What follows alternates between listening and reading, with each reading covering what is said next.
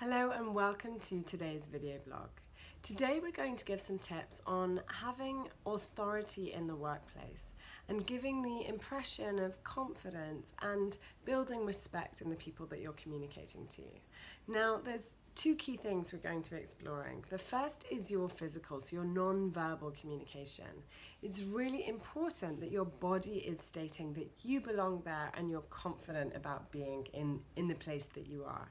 So for this it means that what we can't do is get smaller. So we may feel small inside, it may be a situation that makes us feel a little small, but what we don't want to do is show that physically. Now if I was to show that physically, I might curl forwards, I might make myself shrink in size, my head might go down, I might look up, my chin would point downwards, and all in all we don't give the impression that we're happy to be there or that we're confident in our space. So we want to own our space, and by that we mean literally shoulders back, having the head upright, the chin level.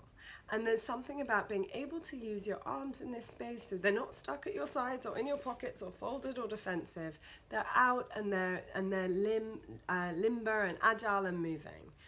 Now, secondly, it's about your tone of voice and the way in which you speak. So content is a whole nother area, but in terms of the impression you make with the sounds that you make, that's also really important for building authority.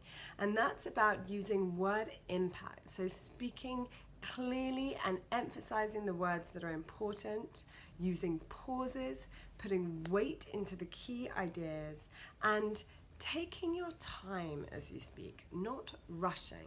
If we rush, we can mumble or we can get all churned up in our mouth and not make a clear impression, which again is not going to build respect and authority. So I hope those tips help. Wish you luck.